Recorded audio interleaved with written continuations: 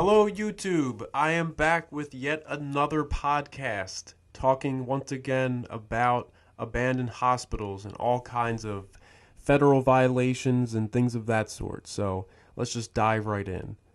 The dark history of state-run facilities lives on through the newspaper articles detailing accounts, court case documents, and haunting stories from former employees, patients, and relatives. One well-known such facility is Forest Haven in Laurel, Maryland, just outside of Washington, D.C. The institution was founded in 1925 as a home for mentally disabled adults and children, but it was ordered shut in 1991, 15 years after the parents of several residents filed a lawsuit outlining serious claims of abuse and neglect at the facility.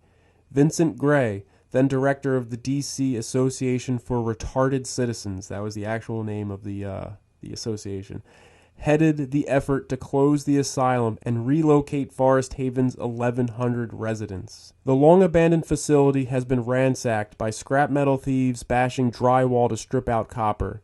They've also overturned file cabinets that have remained behind administrative parts of the facility, leaving medical records and other files strewn on the floor. If you were ever going to steal an identity, somebody that's locked away in a mental institution would probably be the best guy to steal from. He's never going to find out. One explorer had documented files with people's social security cards that had disappeared upon his next visit. Leafing through some of the papers scattered on the floor, one could easily find logs detailing a young resident's misbehavior and a sheet of ruled paper with a handwritten list titled 10 Things I Like About Myself. Very personal files from when this facility was open. There are hundreds of documents like these spread across several rooms and buildings all over the floor. The haphazard way in which sensitive information and confidential patient records were left behind raises the question of why these buildings were abandoned so hastily. Tony Records was the program director of the Pratt Monitoring program, which kept track of whether the court's orders were being followed as residents were being relocated. He says in the 5 months between the time the court ordered Forest Haven closed and the time that the remaining residents left in October of 1991, he and members of the community were more focused on getting people resettled. We certainly didn't focus on the building, he says. Laura Nuss, director of the D.C. Department of Disability Services, said that it would have been the responsibility of the former Mental Retardation and Developmental Disabilities Administration, working with other agencies, to shut down the building and secure unneeded files for storage.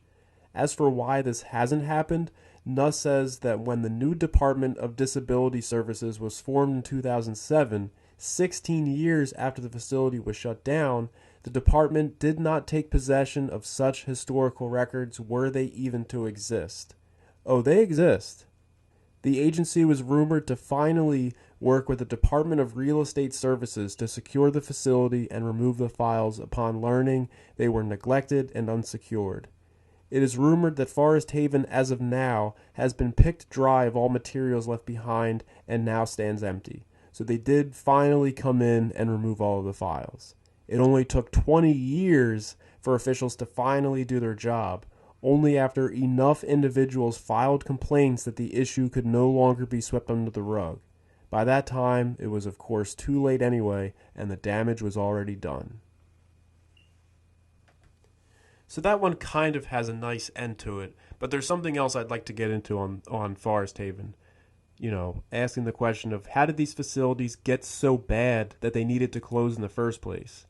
As the years went on and the district suffered from financial crises and a growing number of facilities were overcrowded, all recreation and education stopped.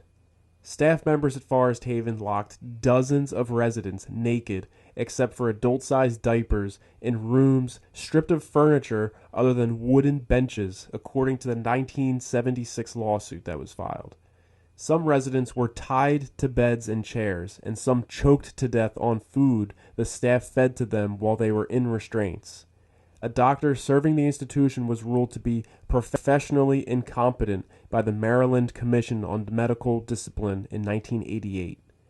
When the residents died, the staff dumped them into unmarked graves in a field near the administration building. Nothing told passers-by that there were bodies beneath the grass from the first burial in 1928 until 1987, when families raised a single gray monument as a memorial to the 398 dead. Forest Haven is nothing but a warehouse for people, Betty Evans, a plaintiff on the 1976 lawsuit, stated in an affidavit.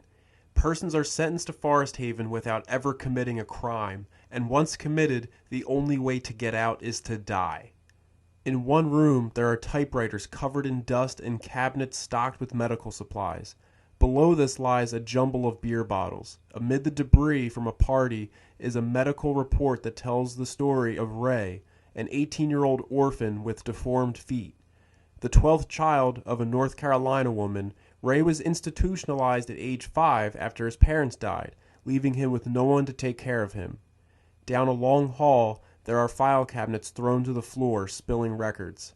Mary M Muse said that she committed her son to Forest Haven in 1962 because he was impossible to control, mentally slow, and suffered from seizures. Social workers told her he'd get an education and quality care, but shortly after he arrived at Forest Haven, all of his teeth were knocked out. When Muse went to check on her son, she found him standing naked against an outside wall with other residents. A staff member was blasting them with a hose to punish them for unruly behavior. Muse worked for several years to get her son out of the institution, adding her name as a plaintiff in the 1976 suit to close Forest Haven. But her son's return to the community hadn't been easy for either himself or the neighborhood. As of a few years ago when this article was written, he was 45 years old. He drinks, uses illegal drugs, and refuses to take his medication, and has been expelled from a number of group homes for his violent behavior and has been sent to prison for robbery. Many try sneaking into Forest Haven hoping to find a spooky, haunted village. In a way, it's even scarier to hear what these people really went through, and it's shocking to think it was all at the hands of the government in a state-run institution.